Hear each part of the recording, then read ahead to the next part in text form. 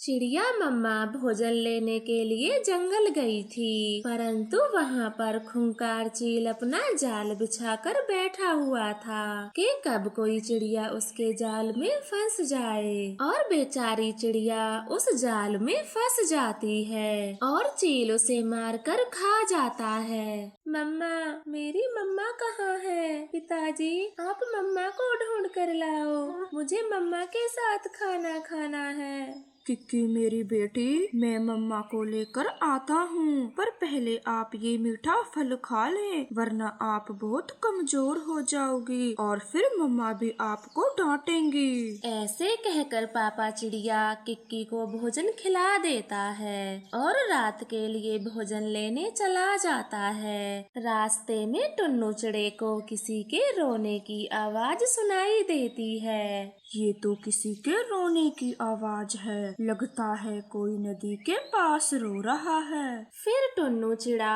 आवाज को सुनते सुनते उस चिड़िया के पास आ जाता है जो नदी किनारे बैठी रो रही थी। आप कौन हो और यहाँ ऐसे क्यों रो रही हो? मैं अपने काले रंग की वजह से रो रही हूँ। मेरे पति ने मुझे घर से भगा दिया और दूसरी चिड़िया से शादी भी कर ली। ये तो आपके पति ने बहुत गलत किया, पर अब यहाँ रोने से कुछ नहीं होगा। आप अपने माता पिता के घर चली जाओ। मेरे माता पिता अब इस दुनिया में नहीं है, तो मैं कहाँ जाऊँ? आपके मायके में घर तो होगा ही, आप वहीं चली जाओ। मेरा एक भाई है और वो उस घर में रहता है। मेरे घर जाने के बाद भाभी भैया से झगड़ा कर अपने मायके चली जाती है, इसलिए मैं अपने घर जाना नहीं चाहती। टुन्नू चिड़े को काली चिड़िया की बातें सुन उस पर दया आ जाती है और वह उसे अपने घर ले जाता है। एक जालिम चील ने मेरी पत्नी को मार दिया, तब से मेरी बेटी मम्मा के लिए तरसती है। अगर आप मेरी बेटी को मम्मा का प्यार दे दें तो आपकी बड़ी कृपा होगी। मैं आपकी बात समझी नहीं, आप क्या कहना चाहते हो? मैं चाहता हूँ कि आप मुझसे शादी कर लें, क्योंकि मेरी बेटी अभी बहुत छोटी है, उसे मम्मा के प्यार की जरूरत है। आपने मुझसे शादी करने का फैसला किया, ये तो मेरे लिए बहुत अच्छी बात है, वरना मैंने तो समझा था कि मेरी तो दुनिया ही खत्म हो गई। फिर वो दोनों शादी कर लेते हैं। टुन्नू चिड़ा अपनी नई पत्नी के साथ घर आता है। पापा, मम्मा कहाँ है? आपने कहा था मम्मा को ढूंढ कर लाऊंगा, और आपके साथ ये आंटी कौन है? किक्की बेटी, मैं आपके मम्मा से ही मिलकर आया हूँ, वो भगवान के घर चली गई हैं। लेकिन पापा, आप उन्हें घर लेकर क्यों नहीं आए? बेटी, भगवान को आपकी मम्मा की सख्त जरूरत थी, इसीलिए मम्मा ने कोमल चिड़िया को भेजा है। आज से यही आपकी मम्मा हैं। क्या सच में आंटी जी, मेरी मम्मा ने आपको मेरे लिए भेजा है? हाँ बेटा, तभी तो मैं यहाँ आई हूँ। आज से आप मेरी प्यारी बेटी हो। अब जल्दी से बताओ, आपने भोजन खाया या नहीं? नहीं आंटी जी, मैंने अभी तक भोजन नहीं खाया। मैं अपनी मम्मा के आने का इंतजार कर रही थी। कोई बात नहीं, चलो बेटा, आपको अपने पंख से खाना खिलाती हूँ, फिर आपको राजा रानी की कहानी भी सुनाऊंगी। किक्की कोमल चिड़िया की बातें सुनकर बहुत खुश होती है और कोमल चिड़िया भी उसे खाना खिलाकर कहानी सुनाती है। किक्की कहानी सुनते सुनते सो जाती है। टुन्नू चिड़ा ये सब देखकर बहुत खुश होता है। ये कोमल चिड़िया कितनी नेक दिल पक्षी हैं। पता नहीं उस जालिम पति ने इन्हें काले रंग की वजह से क्यों छोड़ा। ऐसे सोचते हुए टुन्नू चिड़ा भी सो जाता है और दूसरे रोज अपने काम पर चला जाता है। कोमल चिड़िया किक्की को बहुत प्यार करती है। आप तो बिल्कुल मेरी मम्मा के जैसे मेरा ख्याल रखती हो। आप बहुत अच्छी हो।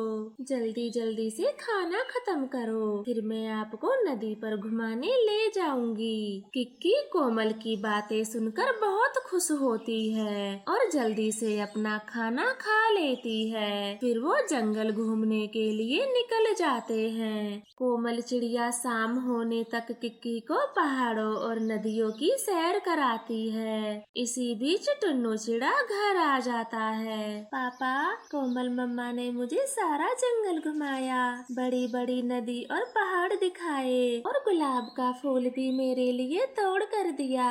सच में पापा, कोमल मम्मा बहुत अच्छी हैं। सच कोमल जी, आप बहुत अच्छी हो जो मेरी बेटी का इतना ख्याल रखती हो, वरना मैं तो काम के चक्कर में भूल ही गया था कि किक्की को घुमाना भी चाहिए। आपका बहुत बहुत धन्यवाद। अब बात बात पर धन्यवाद करने की क्या जरूरत है। आपने मुझसे शादी की है, इसलिए किक्की मेरी भी बेटी है। इस तरह से वो परिवार खुश रहने लगता है और कुछ समय बाद कोमल चिड़िया को एक बेटा होता है। टुन्नू और किक्की तो बहुत खुश थे। पापा, मेरा भाई जब बड़ा हो जाएगा तब मैं उसे सारा जंगल घुमा कर लाऊंगी और अच्छे अच्छे फूल भी तोड़ कर दूंगी। नहीं नहीं किक्की, हाथ भी ना लगाना मेरे मुन्ने को। कहीं मेरे मुन्ने को गिरा दिया तो उसे चोट लग जाएगी। अपने बेटे को तो मैं ही सैर कराऊंगी, वो भी पूरे जंगल की।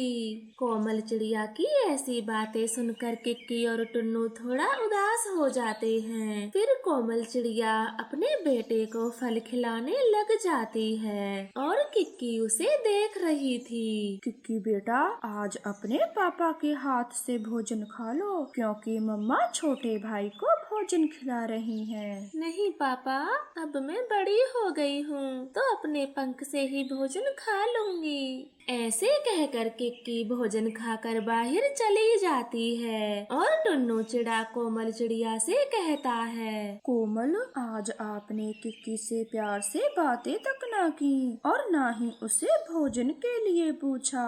अभी वो भी छोटी बच्ची है, मुन्ने की आने की खुशी में उसे मत भूल जाना। अरे, आप भी इस छोटी सी बात को लेकर बैठ गए। मैंने तो ऐसे ही बोल दिया था। मैं कभी अपने दोनों बच्चों में फर्क नहीं करूंगी। पहले मेरी किक्की है और बाद में मुन्ना। मुझे माफ कर दो कोमल, मैं तो डर गया था कि कहीं आप मुन्ने आने की खुशी में किक्की के साथ सौतेला व्यवहार तो नहीं करने लगोगी। आप भी पता नहीं थोड़ी सी देर में क्या क्या सोच लेते हो। ऐसा कुछ नहीं होगा।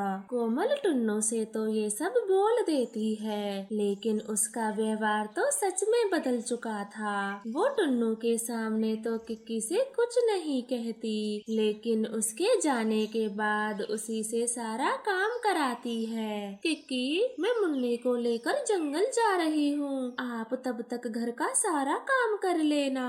मम्मा, आप मुझे भी अपने साथ ले चलो, मुझे भी जंगल जाना है। अगर तुझे जंगल लेकर जाऊंगी तो घर का ये सारा काम कौन करेगा? मेरे लौटने से पहले घर का सारा काम खत्म कर लेना, वरना तेरी खैर नहीं। ऐसे कहकर कोमल चिड़िया वहाँ से चली जाती है और किक्की घर का सारा काम करती है। अब कोमल चिड़िया बहुत बदल चुकी थी। वो किक्की से बिल्कुल प्यार नहीं करती, जरा जरा सी बात पर उसे पीटा करती। एक दिन दोनों बच्चे खेल रहे थे कि तभी मुन्ने को चोट लग जाती है और वो जोर जोर से रोने लगता है। हाय राम, इस करमजली ने मेरे बेटे को मार दिया। मैं छोड़ूंगी नहीं इस किक्की की बच्ची को। नहीं मम्मा, मैंने मुन्ने को नहीं मारा, ये तो खुद ही गिर गया था। चुप कर जा शैतान कहीं की, तू मेरे बेटे से जलती है, अब तुझे चोट लगेगी तो पता चलेगा। ऐसे कहकर कोमल चिड़िया चूल्हे से जली लकड़ी ले आती है और किक्की को उसे मारने लगती है। बेचारी किक्की तो बहुत डर जाती है। मम्मा, मुझे मत मारो, आज के बाद मैं मुन्ने के साथ नहीं खेलूंगी और उससे दूर रहूंगी। कोमल चिड़िया किक्की को उस जली लकड़ी से पीटे जा रही थी कि तभी वहाँ पर टुन्नू चिड़ा आ जाता है। वो जली हुई लकड़ी को छीनकर फेंक देता है। तो ये है तुम्हारा असली चेहरा? मेरे जाने के बाद मेरी बेटी पर इतना जुल्म करती हो। ये मत भूलो कि आज इस घर में सिर्फ तुम मेरी बेटी की वजह से हो। ना टुन्नू जी, मैं तो बस किक्की को थोड़ा सा डांट रही थी, वरना मुझे अपनी बेटी से बहुत प्यार है। बस बहुत हो गया। अगर यही तुम्हारा डांटने का तरीका है तो मेरे घर से अभी के अभी निकल जाओ। मुझसे बहुत बड़ी गलती हो गई जो अपनी बेटी के लिए सौतेली माँ ले आया। टुन्नू जी, मुझे माफ कर दीजिए, मुझे एक मौका दे दें। मैं आगे से कभी ऐसी गलती नहीं करूँगी, कृपया कर मुझे माफ करें। फिर टुन्नू चिड़ा उसे माफ कर देता है। उस दिन के बाद कोमल चिड़िया किक्की के साथ बहुत अच्छा व्यवहार करती है और खुशी खुशी से वो सब रहने लगते हैं। जंगल में होली का त्योहार था। सभी पक्षी हंसी खुशी रंग खरीद रहे थे, लेकिन रानो चिड़िया अपने मालकिन चील के घर साफ सफाई का काम कर रही थी। जल्दी जल्दी सारा काम खत्म कर लेती हूँ, फिर मैम साहब से पैसे मांगूंगी अपने बच्चों के लिए रंग और पिचकारी जो लेकर जानी है। ऐसे सोचते हुए रानो चिड़िया घर के सारे काम खत्म कर लेती है और अपनी मालकिन से पैसे मांगती है। मैम साहब, मैंने पूरे घर की साफ सफाई अच्छे से कर दी और सारे बर्तन भी धो दिए हैं। ठीक है तो रानो, अब तुम अपने घर जाओ और कल जल्दी आ जाना। लेकिन मैम साहब, कल तो होली है, कल के दिन तो सबकी छुट्टी होती है। ना, कल कोई छुट्टी नहीं है। कल मेरे रिश्तेदार होली खेलने मेरे घर आएंगे तो सारा घर रंगों का हो जाएगा, तो उसे धोने के लिए कल तो जरूर आना पड़ेगा। ठीक है मैम साहब, मैं कल आ जाऊंगी, लेकिन थोड़े पैसे मिल जाते तो मैं अपने बच्चों के लिए रंग और पिचकारी ले जाती। रानो, काम करने को तो बहाने बनाती हो और पैसे बेझिझक मांग लेती हो। जाओ, मेरे पास अभी पैसे नहीं हैं। लेकिन मैम साहब, आप पैसे नहीं दोगी तो मैं होली का सामान कैसे खरीदूंगी? मेरे बच्चे उदास हो जाएंगे। ठीक है बाबा, अब जाओ, कल आओगी तब मैं पैसे दे दूंगी। तुम तो पीछे ही पड़ गई, कैसी नौकरानी मेरे पल्ले पड़ी है। ये सुनकर रानो चिड़िया वहाँ से चली जाती है। बच्चे अपनी मम्मा का बेसब्री से इंतजार कर रहे थे कि कब हमारी मम्मा आएगी और कब हमारे लिए रंग और पिचकारी लाएगी। भैया, आपको क्या लगता है, मम्मा एक पिचकारी लाएगी या दो? कुक्कू, मम्मा सिर्फ एक पिचकारी लाएगी, वो भी सिर्फ मेरे लिए। आपके लिए तो गुलाल लाएगी, फिर आप थैली में लेकर उसे अपनी सहेलियों को लगाने चले जाना। मैं तो अपने दोस्त जग्गू को पिचकारी मारूंगा। चुप हो जाओ भैया, मम्मा मेरे लिए भी पिचकारी लाएगी, मैं भी पिचकारी से होली खेलूंगी। दोनों बच्चे ऐसे बातें कर रहे थे कि तभी उनकी मम्मा भी आ जाती है। आ गई मम्मा, रंग और पिचकारी कहाँ है? मेरे बच्चों, मैं आज आपके लिए पिचकारी नहीं लाई, आप कल तक का इंतजार करें। लेकिन मम्मा, आप तो कह कर गई थी कि जब वापस आऊंगी तो पिचकारी लाऊंगी। गुड्डू मेरे बेटे, मुझे आज काम पर से पैसे नहीं मिले, मैम साहब ने कल का बोला है, तो मैं आपके लिए कल जरूर रंग लेकर आऊंगी। फिर वह दोनों नदी पर पानी पीने चले जाते हैं, जहाँ गोरी कव्वी अपने बेटे बबलू को नहला रही थी। जग्गू मेरे बेटे, होली तो कल है और आप आज रंग लगा लिए। मम्मा, मेरे दोस्त नहीं माने, उन्होंने मुझे ये रंग लगाया है। मैं कल उन्हें छोड़ूंगा नहीं, अपनी नई वाली पिचकारी से खूब भिगोऊंगा। हाँ जग्गू बेटे, सबसे पहले आप ही उन पर रंग गेरना, ताकि किसी को ये ना लगे कि गौरी ने अपने बेटे को रंग नहीं ला कर दिए। गौरी और जग्गू ऐसे बातें कर रहे थे कि तभी कुकू उनसे बोलती है, जग्गू, हम कल आपके ऊपर पिचकारी से रंग डालेंगे। हमारी मम्मा हमारे लिए पिचकारी लेकर आएगी। चुप कर जाओ गरीब बच्चों, तुम्हारी मम्मा ने तुम्हें रंग ला कर दिए हैं जो होली खेलोगे। हाँ गौरी आंटी, कल हमारी मम्मा हमारे लिए रंग लाएंगी और पिचकारी भी। क्या कहा? आपकी मम्मा कल रंग लाएगी? मैंने तो अपने बेटे जग्गू को ढेर सारे रंग आज ही ला कर दे दिए। आपकी मम्मा हमेशा ही झूठ बोलती है, वो कभी भी आपको रंग ला कर नहीं देगी। ऐसे कहकर गौरी अपने बेटे जग्गू के साथ वहाँ से चली जाती है और चिड़िया के बच्चे सोच में पड़ जाते हैं। भैया, क्या गौरी आंटी सच कह कर गई हैं कि मम्मा झूठ बोलती है, वो कभी हमारे लिए रंग लेकर नहीं आएंगी। कुकू मेरी बहन, मम्मा कभी झूठ नहीं बोलती, वो कल हमारे लिए जरूर रंग लाएंगी। झूठ तो ये गौरी आंटी बोल कर गई हैं। चलो भैया, अब हम घर चलते हैं, मम्मा हमारा इंतजार कर रही होंगी।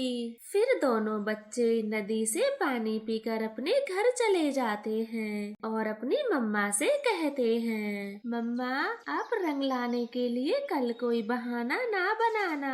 हाँ मम्मा, कल आप जरूर रंग लाना, हमें गौरी आंटी को दिखाना है कि आप कभी झूठ नहीं बोलती। मेरे बच्चों, उस गौरी ने जरूर आपसे कुछ उल्टा सीधा कहा होगा, तभी आप ऐसी बातें कर रहे हो। हाँ मम्मा, वो कह रही थी कि आप हमेशा झूठ बोलती हो और हमारे लिए कभी भी रंग लेकर नहीं आओगी। आप गौरी की बातों पर ध्यान मत दो, मैं कल जरूर आपके लिए रंग लाऊंगी। फिर वो सब भोजन खाकर सो जाते हैं और अगली सुबह चिड़िया काम के लिए निकल जाती है। अच्छा हुआ जो तू जल्दी आ गई, अब जल्दी से मेहमानों के लिए भोजन बना दे, सारे मेहमान आने ही वाले हैं। फिर रानो चिड़िया मेहमानों के लिए भोजन बनाना शुरू करती है। वो कुछ ही घंटों में सारे भोजन बनाकर तैयार कर देती है और घर के बाकी सारे काम भी खत्म कर देती है। मैम साहब, मैंने सारे काम खत्म कर दिए और मिठाइयाँ और भोजन भी बना दिया।